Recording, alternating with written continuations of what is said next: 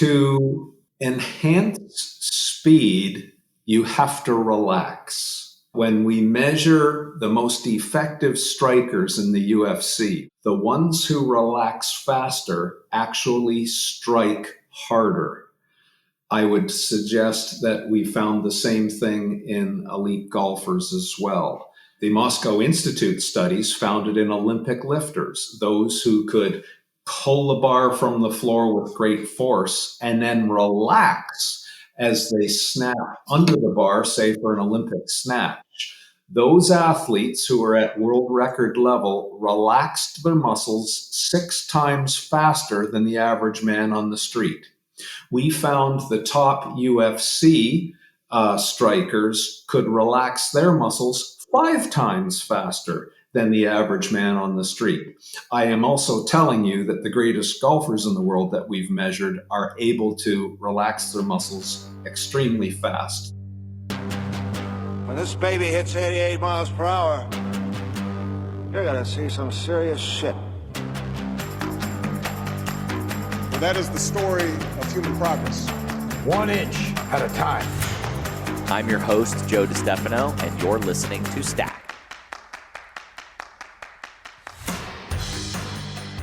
In today's episode, I sit for a second time with Dr. Stuart McGill. If you missed our last chat, Dr. McGill is perhaps the world's foremost expert on lower back pain, health, and high performance. Dr. Stuart McGill is a professor emeritus at the University of Waterloo, where he was a professor for 30 plus years and produced over 240 peer-reviewed scientific journal papers, wrote several textbooks, and even earned himself many international awards for his work. In episode 1, Dr. Stuart McGill and I tackle some of his recent work in professional baseball, including how he can predict lower back injuries 1 to 2 years before they occur. We chat about who's at greatest risk for lower back injuries in that show and how he develops stress concentrations in the spine, as well as some of the big problems in general fitness programs and Dr. McGill's big 3 exercises and why they're so important for lower back health. So if you have not listened to episode 1, while not an essential prerequisite to this show, you should absolutely go download it and put it at the top of your list of shows to go listen to next. And on today's show, we pivot from baseball to golf, and specifically some of the new science that Dr. McGill has discovered to be the keys to an improved golf performance that also carry over into many other facets of daily life and high performance. So even if you've never swung a golf club yourself, you probably know how complex the skill is and how hard it can be to develop. And therefore, how that skill could essentially be a bit of a lie detector test, or minimally kind of set a benchmark for the exact type of high-performing, optimally trained body and core that we all want, regardless of how we use our bodies or if we ever plan to play golf. And that's what Dr. McGill and I dive into today. We explore some of the genetic differences and spinal makeups that can set a person up to be a great athlete, a great golfer, an injury-free athlete, or an injury-full golfer. We chat about some of the often overlooked functionality at the hips and within the neuromuscular system that, when lacking, increase stress on the spine dramatically and can destroy your golf swing. We talk about this mind-blowing concept that Dr. McGill introduced recently, that relaxation, not strength, not power, is ultimately the key to a long drive on the golf course and a healthy spine in general. And it seems like, how could that be? Isn't it the stronger, the better? Well, sit tight. Dr. McGill is going to give you all of the details, all of the info, and all of the amazing things he's discovered about this magical spine that we all have that is incredibly mobile and flexible and versatile, but also, if you don't treat it right, can become a real pain. In fact, it's something around 80% of people will have back pain at some point in their lives. So these 2 episodes with Dr. McGill are going to become essential for most of us at some point. So good to save them now. We then wrap today's show with some spine-saving strategies and even break down Dr. McGill's personal weekly training program, which was a real treat for me and something I'm not sure he's really ever shared anywhere else. So I'm glad you're here. And as always, please do me a favor and share this show around to anybody in your circles that you think may benefit from it, or throw it up on social media. And of course, if you know anybody with recurring past or present lower back pain, this is a show they're not going to want to miss. You can also subscribe to this show if you are liking what you are hearing wherever you download your podcasts. And also, you can enter to win a monthly drawing of a $150 gift card to kettlebellkings.com every time you share this show on Instagram and tag me over at Coach Joe DI. Now, before we dive into the show, I want to tell you guys about some really important nutrients that you may want to add to your daily regimen. First, according to the American Psychological Association, chronic stress is linked to the 6 leading causes of death these days. Stress has been implicated in heart issues, inflammation, obesity, mental illness, and many, many more. Most people think of stress being caused by things like work and traffic, relationships and bosses. But what if the root of a lot of our stress, or the stress that we feel and experience, could be boiled down to a deficiency in a very often overlooked nutrient? And that nutrient is magnesium. Magnesium is the body's master mineral. It powers over 300 critical reactions in the body, including detoxification, fat metabolism, energy, stress, and even digestion is influenced by the presence of magnesium. If there's one mineral that you should be worried about not getting enough of, it's probably magnesium. That's why I'm psyched to be telling you guys about this magnesium product called Magnesium Breakthrough. This is the ultimate magnesium supplement, easily the best I've ever seen or experienced myself, with all 7 forms of this minerals. And I was able to arrange some really kind of awesome deals for you guys. In fact, Bioptimizers, the company that produces Magnesium Breakthrough, is actually able to put some stock aside just for my audience, and I guarantee this is the best deal available on this product that you're going to find.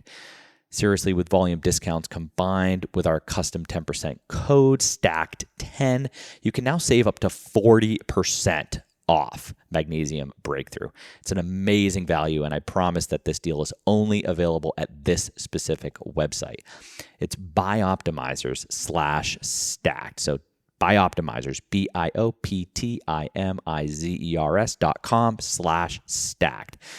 You're not going to find this deal on Amazon or even the company's own website. This is the most effective magnesium supplement that I've ever tried, and I no longer need to have 7 different bottles on my counter. So guys, head on over to bioptimizers.com/stacked and use coupon code STACK10 to save up to 40%.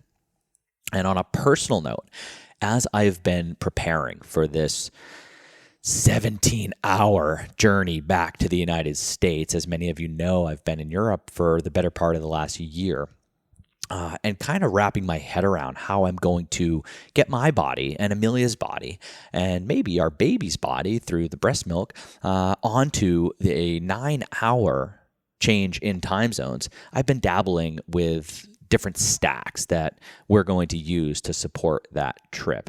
And what I've found to be the best thing to take with my Magnesium Breakthrough to really push my sleep to just new heights and even adjust to the new time zone is a product called CBD Synergies SP, which you can find right now at coachjoedi.com/quicksilver with a very special discount code. CBD Synergies SP is the support that many need for majorly deep restorative sleep, and it's great upon returning home from travel or a stressful work week. This is a very elegant blend of full-spectrum hemp extract, melatonin, naturally fermented GABA, and together just induces extreme relaxation. Now, this is full-spectrum hemp extract, which contains an array of phytocannabinoids, including CBD, and a farm bill compliant level of THC.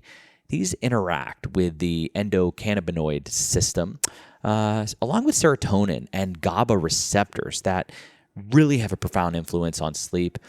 And when it's paired with the naturally fermented GABA, along with something called 5-HTP, along with skullcap, passionflower, and of course that little bit of melatonin, this eases the body into a deep slumber while minimizing any kind of melatonin hangovers. Anybody that's played with melatonin knows if you take too much, you kind of, you can't wake up till 2 o'clock the next day. You don't have that problem with this product. This is absolutely game-changing CBD delivery. It absorbs 5 times more effectively than most products out there. In fact, I usually feel it within minutes. Like within 2, 3, 4, 5 minutes, you're going to feel the difference. Now, if CBD is not for you right now, you can still do wonders with Magnesium Breakthrough alone, or you can pair it with another product that you'll find over at coachjoedi.com/quicksilver called Lipocom, which is very similar to this CBD Synergies SP without the hemp. If there's one thing to cover outside of your physical training and your meditative practice, it's probably sleep and stress. So these products here, I'm psyched to be telling you guys about them. So head on over to bioptimizers.com/stacked and coachjodi.com/quicksilver and check them out. That stack is just amazing. And of course, you can follow me over at Coach Jodi on Instagram. Send me a direct message and let me know how those work for you. Now, as we relax our systems, let us go learn about how relaxation is actually this missing key to the golf swing, along with so many other magical nuggets, as always, from the one and only Dr. Stuart McGill.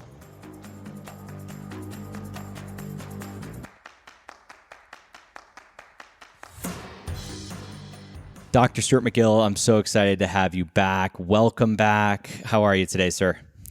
Good morning. First of all, Joe, I am absolutely fabulous. How about yourself? I'm so excited to hear that, and I am also doing well. It's just after 3 o'clock in the afternoon here, so good morning to you. And my day is kind of winding down, but as is the case, it's always exciting to do a show with somebody on East Coast time, because most of my shows seem to be on Pacific time, and sometimes they get pretty late for me. Yes. The internet's very international these days. It sure is. It's a really, it's an interesting time just in the world. I've noticed, even on this show, just the number of downloads coming from locations around the world that are not the United States. Of course, the U.S., my show, it started there, and, it was definitely U.S. dominant. Now we're just over a year of doing this weekly episode, and it's astounding how many listeners are starting to kind of, subscribe to this show that are not from the United States. In fact, it's as high as like 35 or 40% of our listeners are non-US at this point. So it's, I feel like there's a strange, even though maybe it's not happening within the United States, there's a strange kind of unity, I think, occurring in some ways around the planet right now. So anyways, I'm very excited to be chatting with you once again. Last time we did a show, it was just such a hit with our audience. I still get messages about it, and it wasn't too long ago, but I'm so excited to bring you back.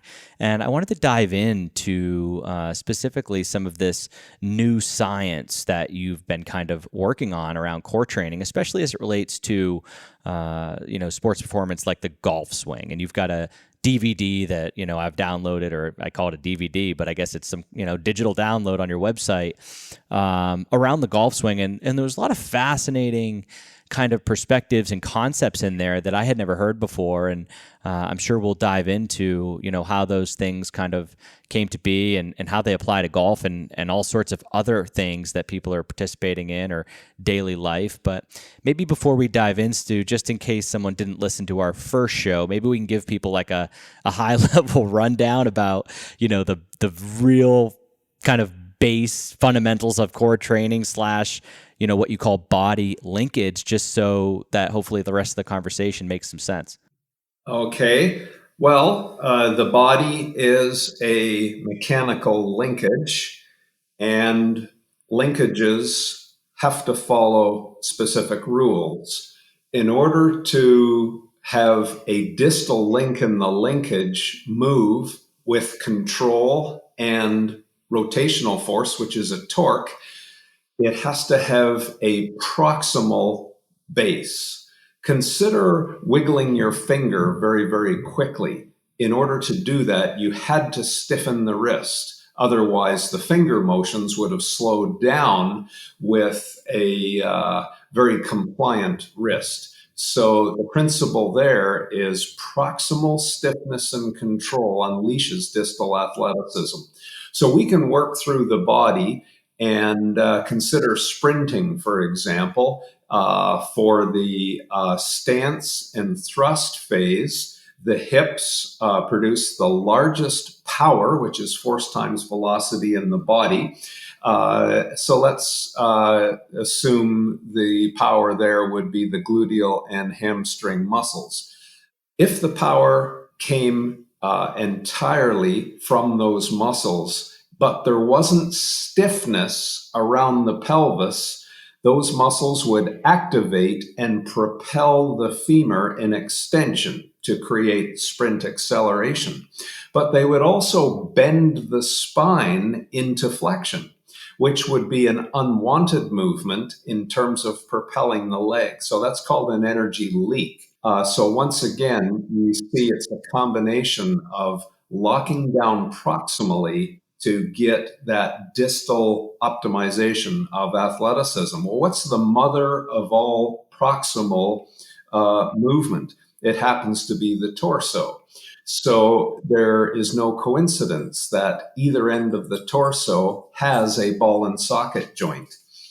So there's a beginning concept regarding the laws of the linkage. But there are many other mechanical, neurological, and physiological variables that influence all of this. For example, I've already mentioned the hip is a ball and socket joint, but the spinal joints are not. They have discs in the main supporting structure of the spine with articulating facet joints that have angles in the back. The disc is not a ball and socket. In fact, it falls into the biological category of adaptive fabric. It's made up of many collagen fibers held together with a ground substance, and any fabric has advantages and disadvantages. The great advantage, of course, is it contains the nucleus pressure, the gel pressure inside, when load is either imposed or generated by the spine. But if the spine is required to support high load, and then the disc is moved back and forth, consider taking 2 points on your shirt and moving it back and forth quickly with many cycles. The fibers in your shirt eventually delaminate. And if you had liquid inside, it would start leaking through the delamination. So this is what we see in when the accumulated combination of loads and motions run ahead of the rate of repair. So people creating spine power, which is high spine movement under high load, are more susceptible to this type of disc collagen delamination, which eventually leads to things like disc bulges. In a rotational sense, they lead to what may be known as a disc tear, or what we would call a radial fissure or rent between the layers. So I can go on, but there are many features and laws. And this is why it's interesting. Can I just talk about studying elite athletes for a moment? Of course. Okay. So as you know, over my career as a professor, we would really probe and investigate some of the elite athletes in the world from many different sports.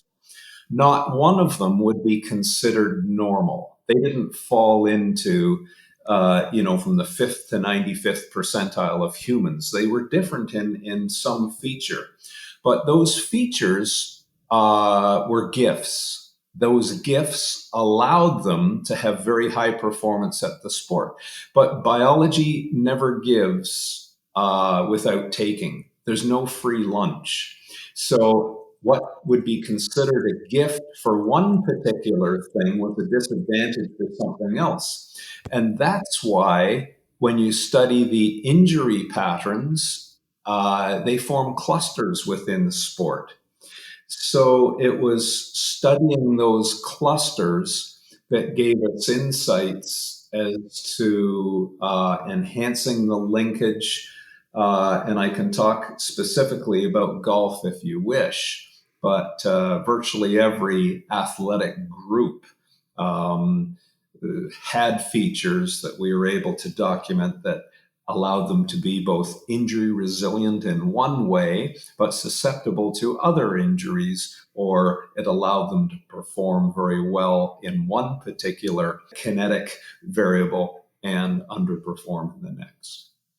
Yeah, makes sense. Fascinating stuff. And so with the energy leaks, then what we're referring to as those energy leaks, that would, for people listening, create the need for more motion in those adaptive fabrics. So it's motion in the adaptive fabrics, the discs, that can lead to injury. And when you've got those energy links going on and improper stiffness, that leads to excessive motion in those fabrics because they are mobile, right? Well, we're talking a trade-off here. It may or it may not. It depends if it's combined with force or not. So if I was to take, let's take two polar opposite types of athletes. Let's take a power lifter who, if they had a very flexible spine, they would never be a competitive power lifter because that spine has to be stiffened. It's a flexible rod, and no engineer would take a stack of oranges, stack them up one on top of each other, and ask the stack of oranges to carry a bunch of books placed on the top of the stack. The stack would fall apart. But those oranges would be very mobile, if you know what I mean. Say you put them, say, in a woman's nylons. So, you could consider the outside of the disc, and it's somewhat akin to that architecture. But anyway, a power lifter adapts great stiffness in their spine to the point that it's very difficult for them to tie their shoes. It's difficult for them to scratch their ear. That it would be impossible to hit a golf ball. Now, let's take the polar opposite, which is a mobile, elastic athlete like a golfer. They turn their hips. They load their spines in twist, which stores elastic energy, and then they uncork or unleash that energy through a tuned spring to create a whip and maximize the club head speed at ball impact, or actually it's just slightly before ball impact. My point in saying all this is one athlete produces very high spine speed, which is the golfer, but the force is very low. So power is force times velocity. If one of those is low, then the product is low. Spine power is low. So both athletes have low spine power. The golfer has high velocity and low force, and the power lifter has very high force and next to zero velocity. So their spine power is low as well. But where the power comes from is from the hip. And when, I'll just leave it there. But spine power, which is force times velocity, is what gets people into trouble in terms of tissue damage and back pain and that kind of thing. As a general principle, of course, there are exceptions. So there's maybe a start on the conversation. And if people can frame their training around that idea, the more the spine velocity of movement, the less force should be created if they want a resilient, long-lasting spine. So that answers a lot of questions on what type of training should a powerlifter do and what type of training should a golfer do if they want a resilient back.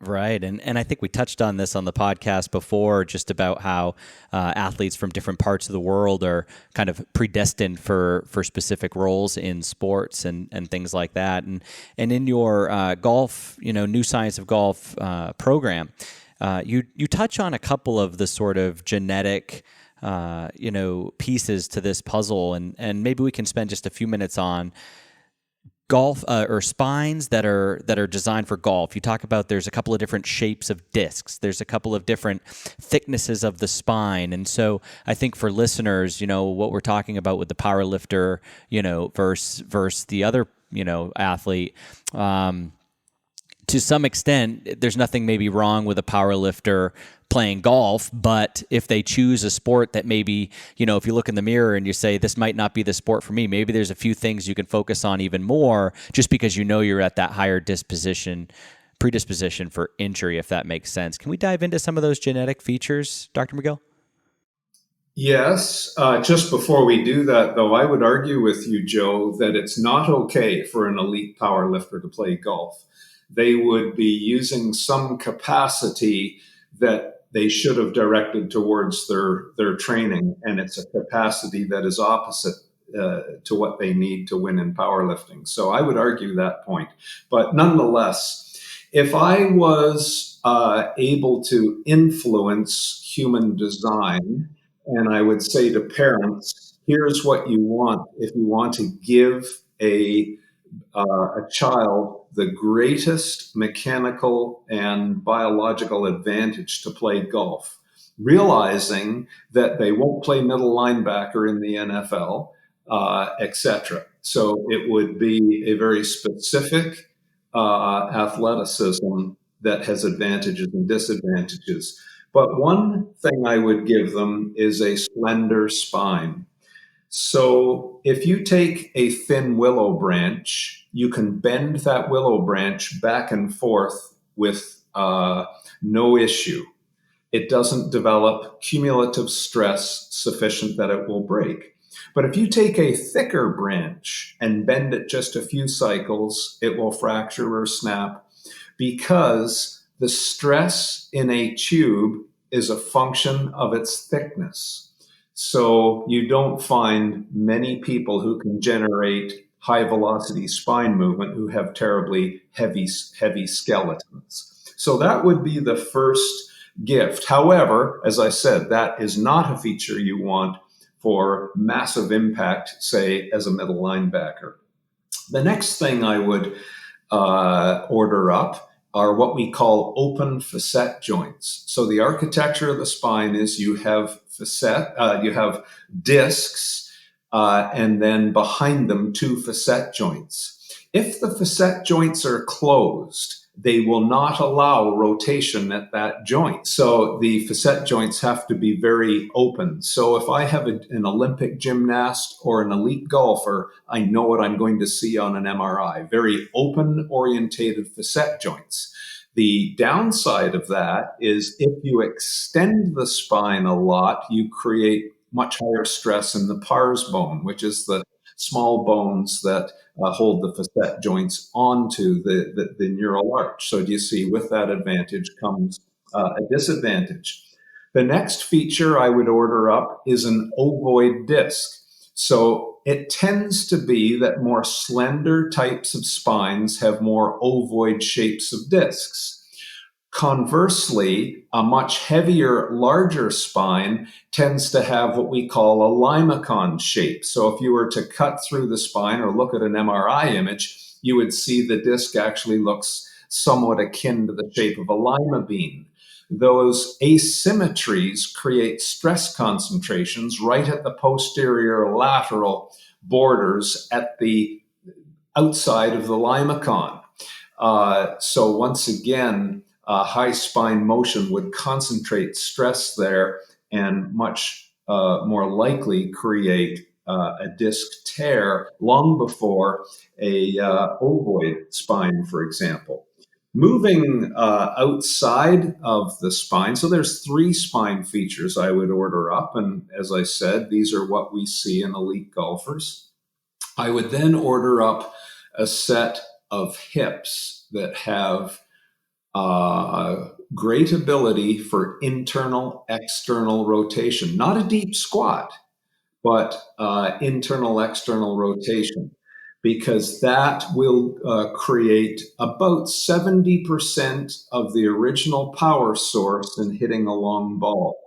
So there was a one group who investigated sources of spine power, and they converged on the average elite golfer gets about 70% of the total power produced out of the trailing hip and external rotation.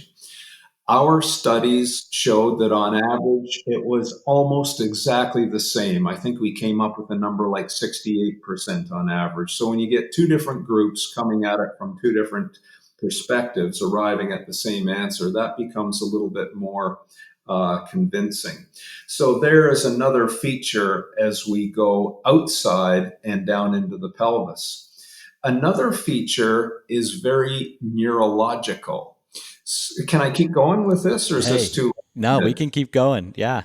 Okay, so a neurological feature of the great golfers is not the ability to have strong muscles. Quite the opposite. It is neurological. How quickly can you turn a muscle on to create a pulse of force? And then how quickly can you relax a muscle to allow speed? So what I mean by that is when a muscle contracts or activates, it creates a force, that's well known, but it also creates stiffness. So think of you contracting your arm muscle to a high level. You'll notice that the arm cannot move. It becomes incredibly stiff. So you cannot hit a golf ball and have high velocity movement with muscle. You've stiffened too much.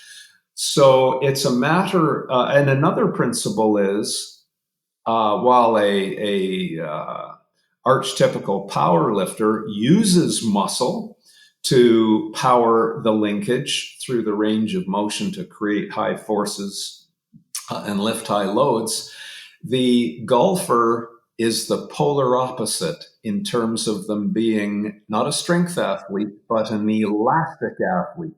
The very best golfers store elastic energy and then recover elastic energy. Well, when you create a muscle and the more you activate it, the more stiff it becomes, you ruin or compromise its ability to store elastic energy. But if the muscle is completely relaxed, it won't store elastic energy either. So this is now we get into a discussion of tuning, which is a combination of muscle physiology and neuromechanics. I'll give you an example that most people can relate to. Do you remember being in junior school and there would be that kid that would sit beside you or behind you and they'd bounce their toe off the floor? You know, that just bouncing all the time, driving you nuts, and you just wish they would sit still, but they couldn't. That's called a foot ricochet. Now, try and do the foot ricochet yourself. Completely relax your leg and you'll find the ricochet doesn't work. Now turn the muscle on to a very high level and you'll also find the foot ricochet is not possible. But when you tune the activation, the isometric activation, you create the perfect stiffness. F equals kx, force equals stiffness times deformed distance. You get a storage and recovery of that elastic energy. You can really create a snap. So now in terms of golf, the golfer loads elastic energy throughout the linkage, the spine included, and then at the top of backswing starts with a little bit of a hip turn, which is a pulse, and then we watch the torso's muscles relax. But interestingly enough, just before ball contact, another pulse of stiffness comes through the body to crack the whip. So you can imagine taking a bull whip, and if you try too hard with the bull whip, you'll never get a crack to occur at the very end. Oh, no, and if you don't try hard enough, you don't get a crack. It's a very tuned skill to get the whip to crack right at the end as you snap your wrist. So that's what the great golfers do. They crack the whip. And the final part, which isn't something that they can modulate in their own body, but the shaft of the golf club. So the stiffness and compliance of the golf club shaft, if it's too whippy, they can't get optimal storage and recovery. And if it's too stiff, nor can they either. But when you look at the data on designing golf club shafts, the club stores elastic energy as it bends, as the downswing is initiated. And just before ball impact, you'll notice a well-tuned shaft then kicks. It then becomes straight and reverses, recovering all of the elastic energy. And it's just prior to ball contact. And that's called boring the ball, where this whole whip comes together. Then there are, so there's a little bit of a anatomical, biomechanical, and neurological, and then there's the whole ability and discussion of repeating it over and over again, because all of us frustrated golfers, when we're not even thinking about it, we're not even trying, somehow we uncork a perfect shot. It goes far and straight, it's accurate. Now, if we could only do that every time, we'd be on the PGA Tour. So we all have the ability to do this, but the great ones have the ability to not try so hard and the discipline to uncork those perfect combinations of storage and recovery of elastic energy with every single shot. So you asked a huge question and I went on far too long, but notice that not once did I mention muscle strength. Right. No, and thank you so much, Dr. McGill. That was wonderful. And now we can kind of dive into each of those things. You know, we've got the hips and the brain and the elastic and tuning piece, the club, and then the repeating it thing. And you know, it's funny because isn't that the case? It's like, you know, golf is such a, you know, whether you want to call it like beginner's luck or, you know, when you don't think about it. I have a quick funny story. My best shot ever, I almost got a hole in one at a it was like the day before my buddy's wedding, and I have never told this, so if he's listening he's going to know my secret, but I hit the ball, and it lands right on the green, right next to the hole. But the truth is, I was actually aiming for a different flag because it was a small 9-hole course, and they were kind of close to each other. So it wasn't even the one I was aiming at. But no, I totally resonate. Every time I go to the driving range or whatever, it's like the less energy I put into it, seemingly the better I can hit. And I would love to dive into that some more. And I'm curious how, like, maybe even nerves and, somebody that goes and they're, hyper focused on their golf swing, how that translates to potential, over stiffness or something like that. But because I'm a trainer at heart, going back to what you mentioned about the overhead squat assessment, because this is something I've been looking at for the last, 17 years. I've even mentioned that it's a good predictor of golf performance, I think, a few times, maybe even on this show, because I think I learned that from, one of the greats, but I think the science is changing, right? So I'm curious, when you mentioned external rotation as being, the kind of the big piece of the puzzle that you want to look at, how do you go about assessing that, and how can people maybe even assess their own hip external rotation, or how can they improve it? You asked me several questions there. We'll start with, how do you measure it? Well, the first thing I would do is get a baseline of their golf swing. So is their swing a function of their movement habit, or is it a function of the coaching that they've had, or is it a function of their hip anatomy, or what? So I always go to the expression of athleticism and assess that. Then let's see what the hips are anatomically capable of, and we do a hip exam. So an orthopedic hip exam starts with the hip scour test, and we scour to determine the shape of the socket or the acetabulum. And then we play with variables like internal, external rotation. So if you take our assessment course, you'll learn how to do a hip assessment where you probe right at the end of full flexion, where you're probing the femur into the edge of the acetabulum and testing the hip labrum. And then as you back off that full end range and go into internal external rotation, you're now assessing the tightness of the hip capsule. Then we will do sciatic and femoral nerve root testing, and then we will do muscle testing around that. So we're getting a very thorough understanding of all of the structures that are going to impact or influence hip mobility. And for golf, we're really talking about internal and external rotation. Now, I've had conversations with some of the people who promote the deep squat as a predictor of golf ability, but our assessments show that that is a correlate. It's not a determinant of golf efficiency. What I mean by that is if a person has great deep squat ability and a shallow hip socket, chances are they also have good internal external hip mobility. So it's only a correlate. But the feature that is most important in golf is the internal external rotation ability. I've never seen a golfer deep squat on a course yet. No, for sure. And the interesting thing too, just when I think about hip rotation, and of course, when the hip rotates, the foot turns out, and obviously in golf you wear spikes, right? So what is the kind of piece there? Are the spikes creating additional stiffness for us to then is it like a Band-Aid for the core, or is it something else? Well, that's interesting. I'm not going to mention names here.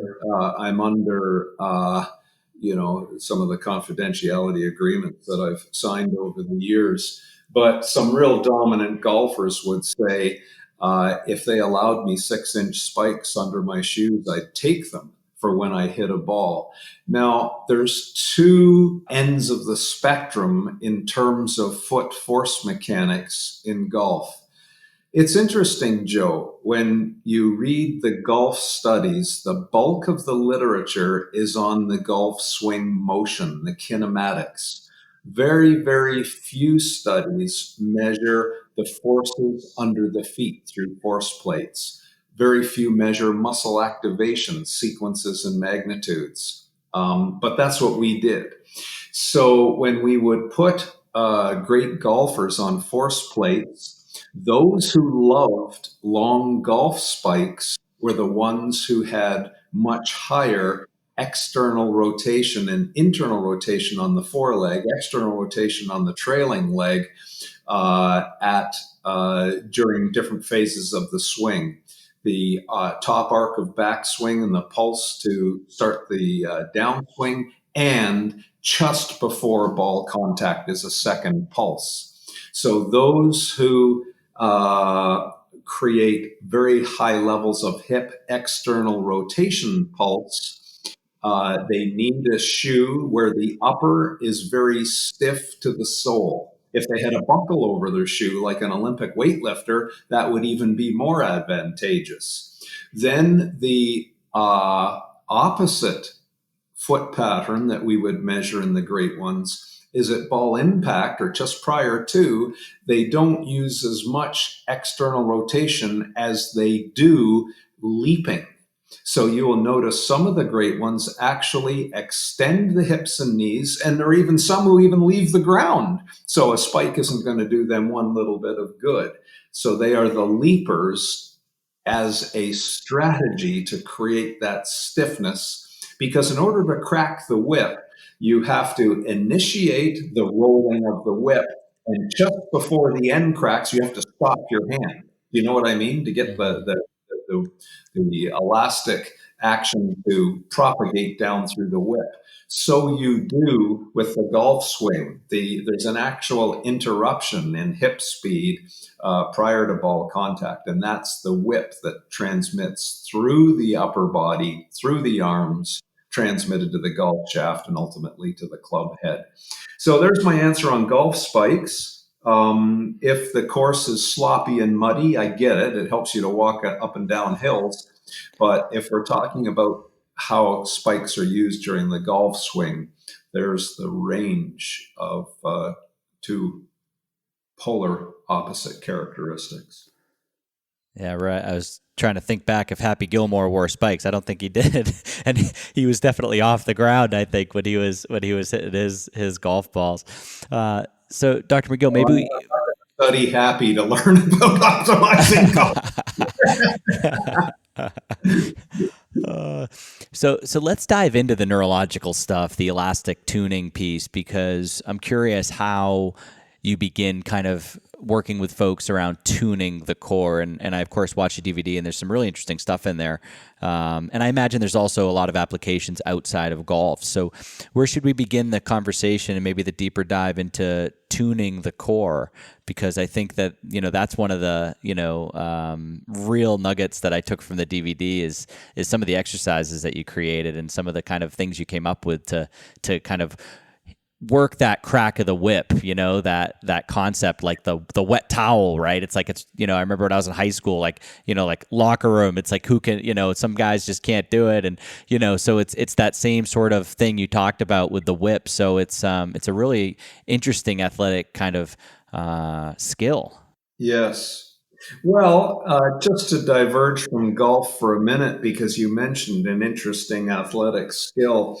As you measure the great ones in different sports, there is much more of this tuning to store and recover elastic energy efficiently than you suspect. I remember doing a consult for an NFL football team, and we were just out on the practice field. And I actually went to university to play football, American football. And I asked the quarterback, so here's an NFL quarterback. I'd say, do you mind throwing a ball to me? And I, in my life, had never experienced such a display of athleticism. He threw the ball about 60 yards, and when I caught it, it almost knocked me over. The power that man generated. And yet when you measured his base strength, it wasn't there. You would say, well, what an ordinary amount of strength this athlete had. But what he had was he threw with his hips. And just like I would say, we hit a golf ball with the hips as well. You play jujitsu, the one with the best hips usually is the most proficient. I could go from sport after sport. It's very akin to those who hit a long baseball. So there's a little bit of a start on that discussion. When you look at the most efficient long distance runners, and this is so cultural, it's interesting how in American culture, it's the culture that detunes athletic performance. I would go to, say, a triathlon, or the next time I'd go to a marathon run, and I'd watch the American runners warming up and stretching out their ankle and calf muscles. And I remember having one of the great Americans as a back pain patient, and I said, as I do with every athlete, okay, tell me about your back pain. Now, if I was a genie and could bestow upon you one athletic variable, just one, what would that be to help you to win? And that always helps me focus my recommendations, because I want to enhance performance while I'm dealing with their back pain. And this marathoner said, well, the weakest part of my game is the first 2 miles. And then after that, I play catch up and I try and win at the end. And right away, the bells go off in my brain. Let's have a look at your warm-up, because you are doing something that makes you a tortoise coming out of the gates. And when I looked at his stretching program, he killed the neurology of the stiffness of his ankles. And I would measure other athletes, and they didn't run with muscles to speak of. They became bunny rabbits or kangaroos, where they would tune the stiffness and store and recover elastic energy and bounce along. The Americans, typically, because of the culture of stretching and warm-up, they would run with concentric muscle contraction at push-off eccentric muscle contraction at heel strike, etc. And they were worn out at the end. So there's something that's rather cultural, and I see this in different sports, but it was a failure to tune the elasticity. You'll see in the New Science of Golf video some of the drills that we use to tune the stiffness to optimize the storage and recovery of elastic energy, coupled with the muscle pulse to hit a long, accurate ball. So I guess that's just a start of it. So we see it in a football quarterback. How come a very modest athlete can throw a ball with that competency? How come a small 5'10", 178-pound golfer hit a ball further than the biggest middle linebacker in the NFL? It's because of the tuned stiffness.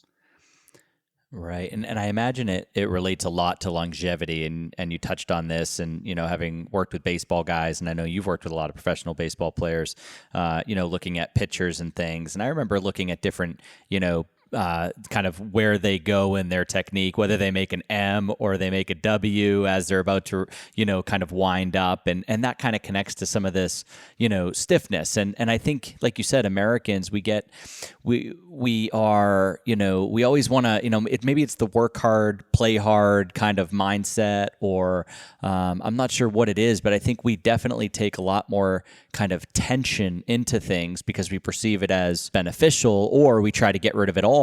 And so I think that middle ground is something that Americans really, really struggle with.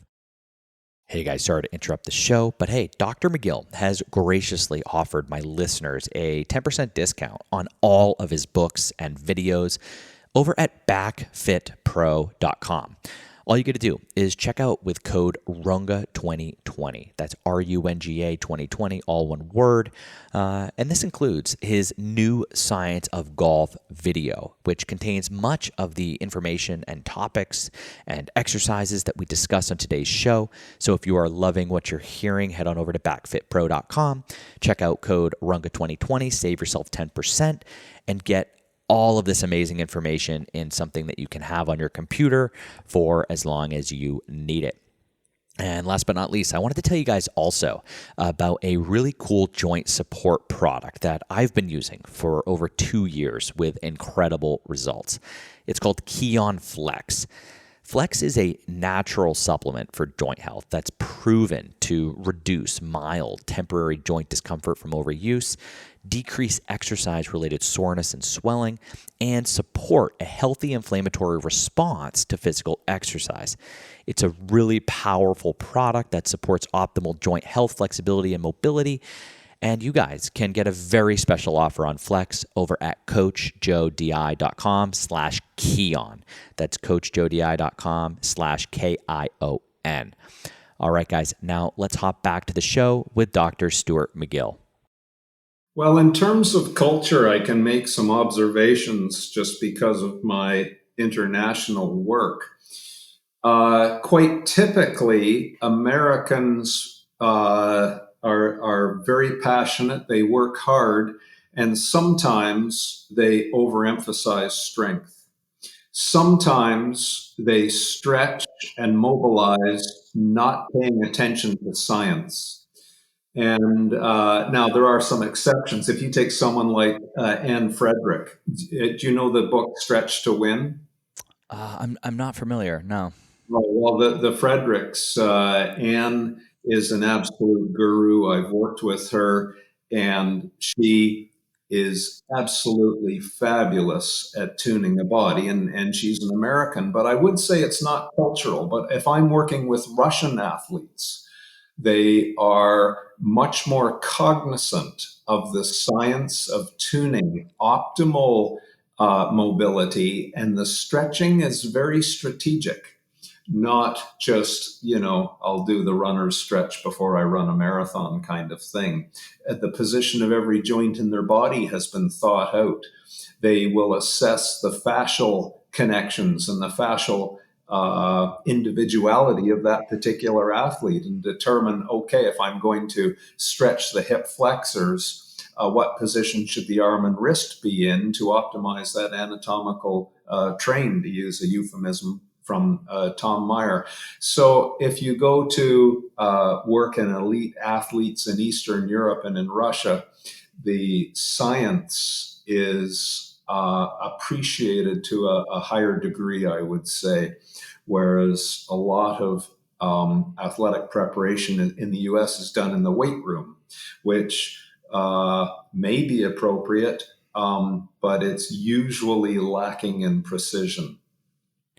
Right, right. And I think the other piece too, and I was just thinking of Tiger Woods, and of course he had a lot of other things going on in his life over the past 10 years or so, but he also, I believe, saw a decline in his performance when he started spending a ton of time. I don't remember what year it was, but I remember he really bulked up, and all of a sudden he was on the cover of magazines, kind of big and strong, and I don't think it correlated with an increase in his performance.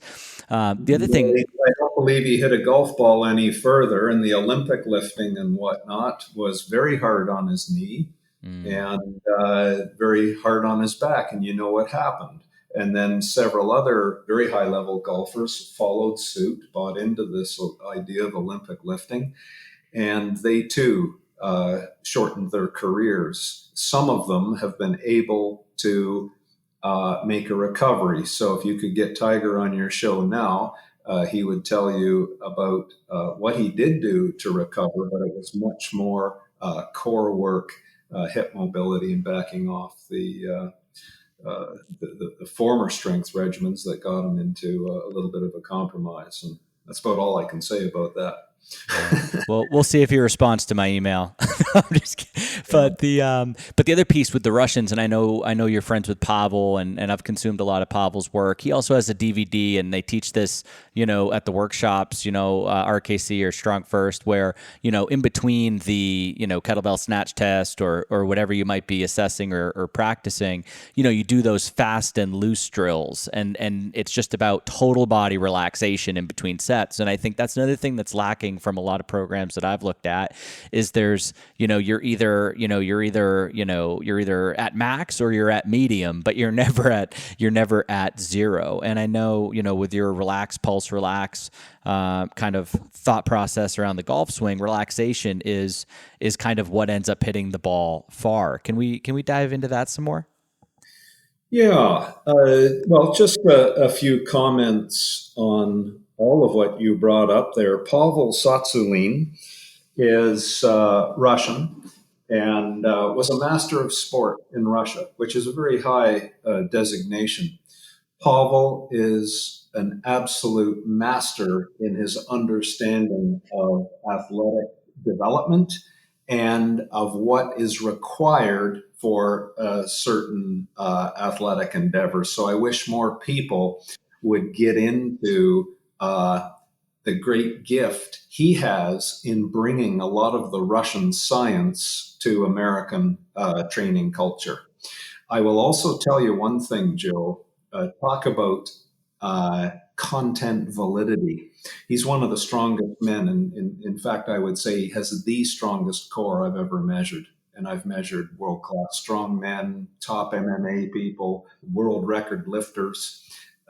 He's got the strongest core. So does he create strength through a spine range of motion? Watch him train the landmine exercise. It's all from his hips. He trains his core to stop motion when he's under high load.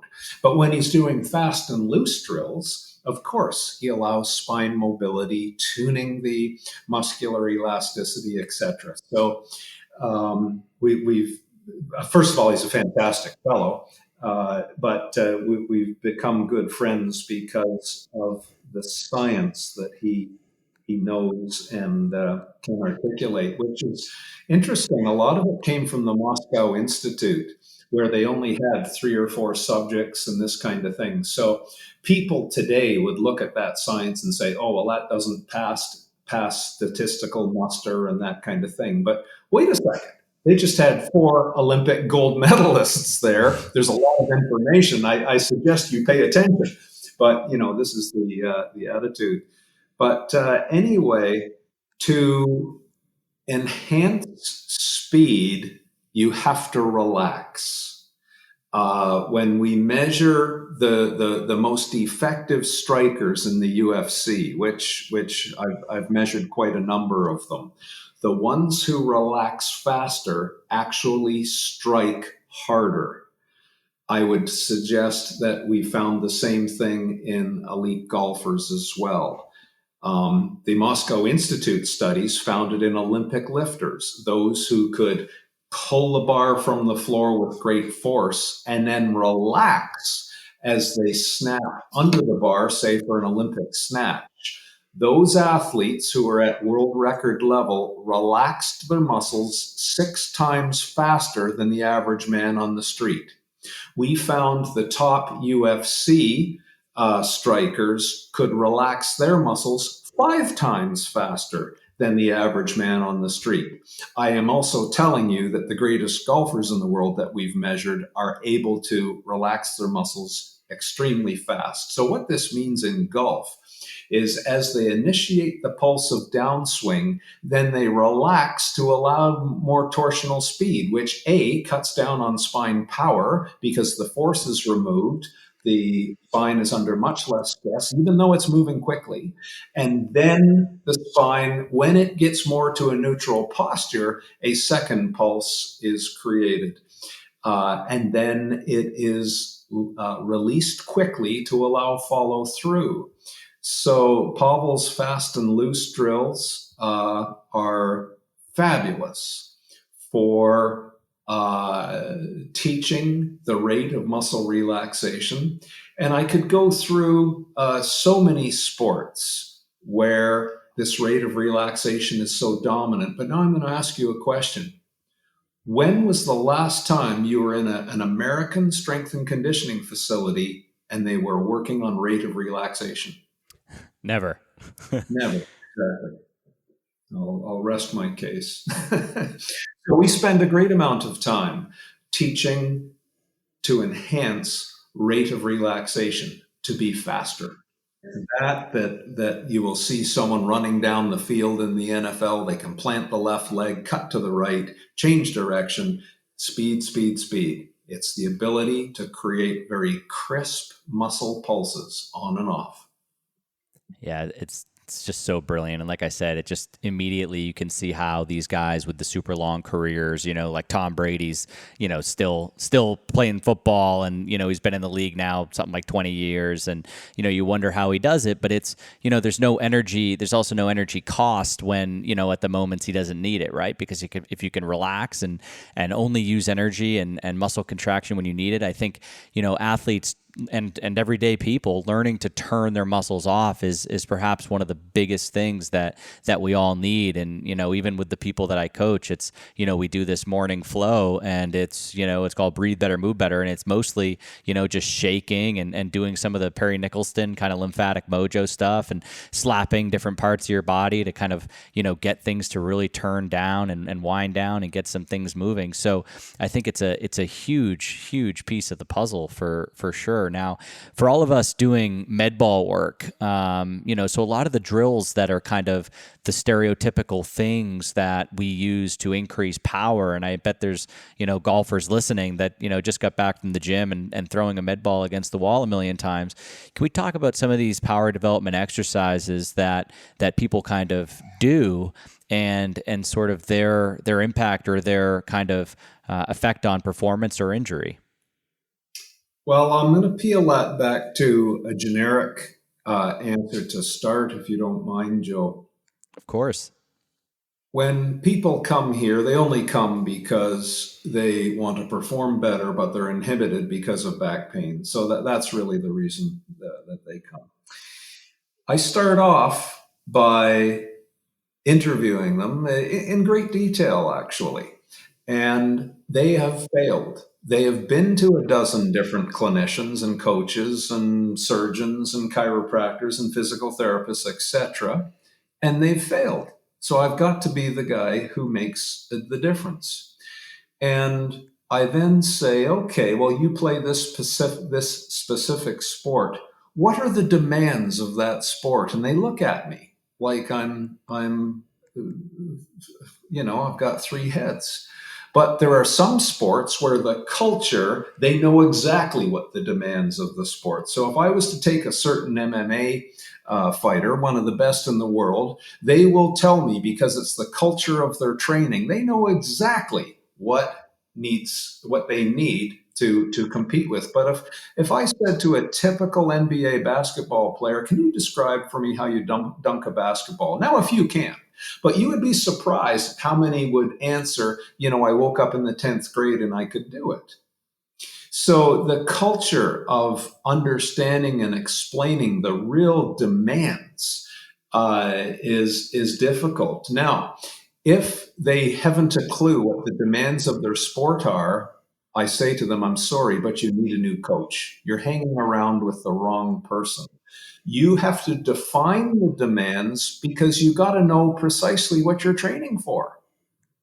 So once we get through what are the demands of your sport, we then say, all right, write them down on a piece of paper. Now, can you do them? So if you're a power lifter, you need a big hand grip. So let's measure hand grip. You need hip extensor power. You need core stiffness, et cetera, et cetera. So we're going to measure all of those things. And then the training program becomes what they need, but they currently lack. That's the training program. And if they haven't been through that exercise, again, they're hanging around with the wrong coaches. So that's the start of how I'm going to answer that. So what are the demands? Now, see what you have. We don't need to build what you already have and go from there. So with that general framework, can you guide me as to being a bit more specific now? Yeah, absolutely. And I love that, the needs analysis, right? And, if it's, if you're lacking power, then that becomes the focus of the program. And if you're lacking core, then that becomes the, focus of the program, as opposed to kind of throwing darts at, exercises that, are fun to do or that you're good at and assuming it's going to carry into your sport. So yeah, I mean, that not to interrupt, Joe, but what you just said was the word transference. How do you know that what you're doing in the weight room or in any of your training transfers onto the field of play? And that's another loss in a lot of people's programs. No, it sure is. And I mean, even in the golf space, and I haven't worked with a ton of golfers, but a fair number. And I've got a lot of family members that are golfers and that have asked me questions about this topic and how to improve performance. And, I see them with, golf clubs with medicine balls that are screwed onto the end of them and all sorts of just bizarro pieces of equipment that, were, someone created and sold on TV late at night or something. So if we can help guide people and say, just because an exercise may look like it, kind of resembles a golf swing, it may not be the best thing, or the exercises that I think in the DVD you say that most exercises that increase power actually increase the risk of back damage. And we've talked about the need for proper core stiffness and things like that. So I don't want to kind of, go back there, but if we can kind of give people some insights into the types of activities that we know do not spare the spine as it relates to improving golf performance. And then maybe we dive into some of the concepts, like the coughing exercise, which, I have a funny story. I was practicing some of the exercises that you have in the DVD where you cough and that kind of, I don't want to spoil it for the audience, but, I walked into the kitchen after practicing and Amelia thought I had COVID or something, because she just heard me coughing in the next room. I was like, oh, I was working out. But does that prop you up okay, Dr. McGill? Well, the cough was nothing that you would do on a golf course. It was simply a concept to cue and to teach what we're trying to achieve in the abdominal wall. So it was a quick pulse of activation. So that was a pre-drill, if you will recall, to some of the rotational clapping drills that we did, clapping simulating ball impact and these kinds of things. Some of the whippy stick drills that's on there, etc. So, when you're training and you're teaching a sequence to create a more complicated expression of athleticism, you just can't go and teach that. You've got to build the foundation. So that would have been part of the foundation of getting the muscles in the torso to contract and relax rapidly. Yeah, no, I just thought it was a really kind of novel way to teach it, because I think that, when we cough, what do? We brace, we give that pulse, and then we kind of relax. And so, no, I just thought it was a really cool kind of tool that you had there. Yeah, and like every tool, there aren't golf exercises. There are only exercises for specific golfers. So it's the assessment that reveals what exercise is for that particular individual. There are some individuals where that would be highly inappropriate, and there would be others where that's exactly the exercise they need. I've already talked about the two different styles of ball impact and how the pulse is generated. Some people use a leap. So again, it may or may not be appropriate. Right, absolutely. So, Dr. McGill, when you're working with folks, what would you say? Of course, your book Back Mechanic, there's a lot of different pathologies as it relates to back pain, and whether it's sciatica or something else. What would you say somebody that's been kind of maybe spending a lot of time on the golf course and maybe doesn't have the best technique? What would you say are maybe the one or two most common types of back pain that you see in golfers? Well, I would need much more information. Are we talking about a 20-year-old or a 65-year-old? If it's a 65-year-old, and if they've spent their life playing recreational golf, chances are they are going to have some arthritic activity in their back, some bone spurs, spurs around the facet joints and that kind of thing. Or they may have hips that are starting to decline and loss of hip motion. So what you will see typically, if that's what they're having, is when they were a younger person. And it's so interesting. Go pick your favorite golfer who's been on the golf tour for 30 years. Watch their swing style when they entered the tour, and now look at their current swing style. And almost always you're going to see less hip motion. So what that means is they then cheat a little bit at ball impact. When they were younger, their hips might have been more square or less square to the ball. And as they get older, their accommodation might have been, now the hips are way ahead of the spine because they're a little stiffer now.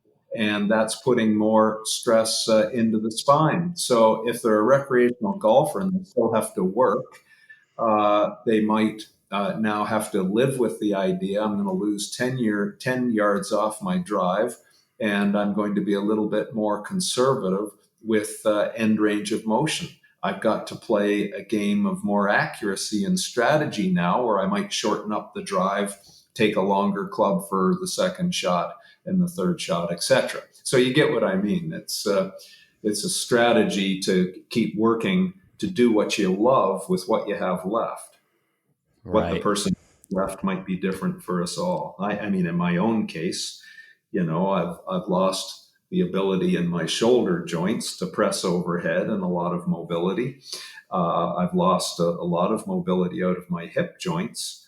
My spine is actually pretty good, and I might even say has improved over the years, because when I was a younger man, I was into strength. Now, my personal trainer, I'm in my mid-60s, by the way, but I have a fairly religious, in fact, I call it the biblical training week, where 2 days a week I work specifically with a little bit of a strength focus. 2 days a week I work particularly on things that are a bit stuck. So very strategic mobility. And 2 days a week, I focus more on other things, more for my ticker. I might go for a swim or a cross-country ski or something of that nature. And then the seventh day is magic. I don't do anything. That is the key. That is the day for biological adaptation. And that suits my mid-60s body quite perfectly. So I will say that I have probably better spine mobility now than I had as a younger, stronger man. But anyway, I don't know if that is insightful. And again, it comes from an appreciation gained through the assessment.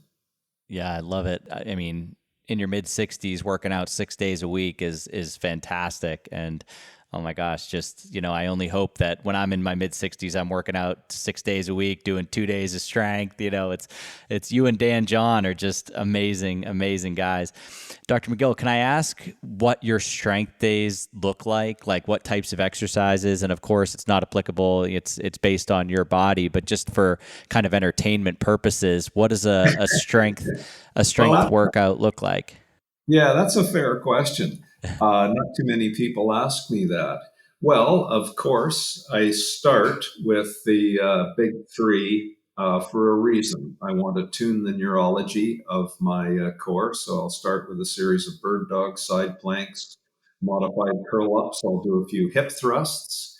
And then single leg hip thrusts to bring in a torsional pattern. And then I move to strength patterns. So typically, I will then do a few push exercises, and they might be a dynamic. It might be simply standing in front of a bar rack with the barbell maybe a meter off the ground, and I'll fall into a push-up position and ballistically push back to upright standing. So there's a very power-driven kind of mobility. Because, truth be known, what do I need at this stage? I'm getting to the stage of my life where the most important thing is, when I'm slipping on ice, can I withstand falling? Can I prevent the fall with enough hip power? And shoulder power, these kinds of things. This is the most important thing now. It's not, banging on a football field or in a martial arts gym. And then I will go to a pull exercise. So I might start with, say, a TRX, straight body upright row, and then I might lay on the floor and do some TRX pulls. I might do some pulls that are pull downs. Then I might go over to the Roman chair and do some hip flexion, which is a flexor pull when you think about it. And then I will do a lift. I might get under Chris Duffin's transformer bar and do a few vertical squats because I'm like Dan John and JC Santana and so many of us who are all of the same era. We've had hip replacement. And, we do a very modest depth upright squat. And Chris Duffin's transformer bar is a fabulous piece of equipment for that. I might walk over to the belt squat machine and do a few belt squats, really focusing on my hips. I might do a few goblet squats. There's a favorite Dan John exercise for you. But I only have a limited training capacity because of my hips. So I have a few Cybex machines. I might do some knee extension flexion. I've got a sprinter's knee flexion where it's a standing knee flexion hamstring activator. I might do some carries, but truth be known, I'm here carrying my firewood and that kind of thing. So I may or may not do a carry. If I was doing kayaking that day, I wouldn't need to do any of this sort of thing.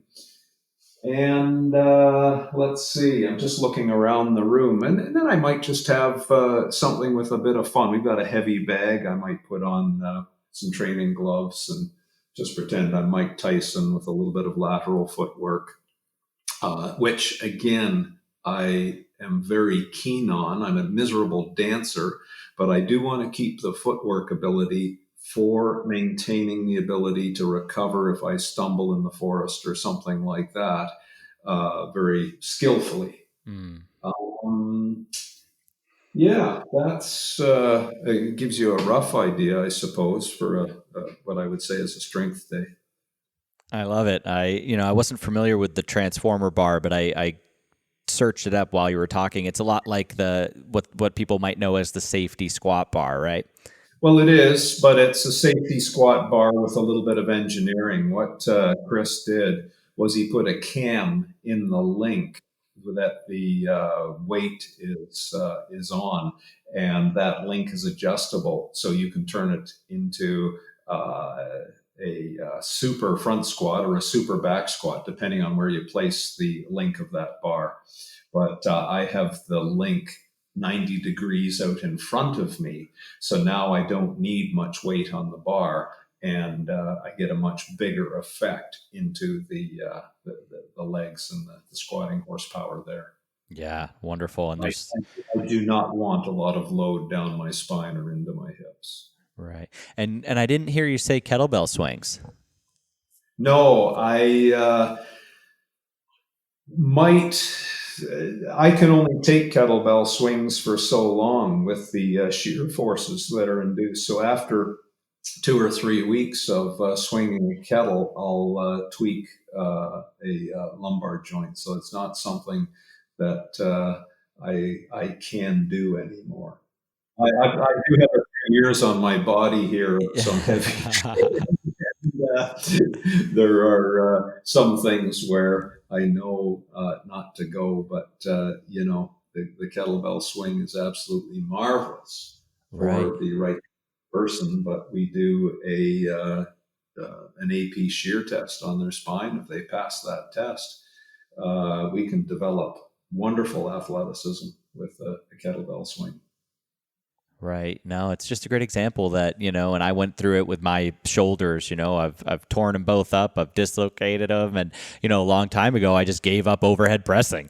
And now I'm fortunate to have built myself back with, carries and bottoms up stuff that now I'm pressing heavy again. But I shelved them for years because I just found myself in that sort of, that loop of this just doesn't work for me. And so I think that, that kind of understanding that, there's no exercise that is just perfect for everybody always, forever.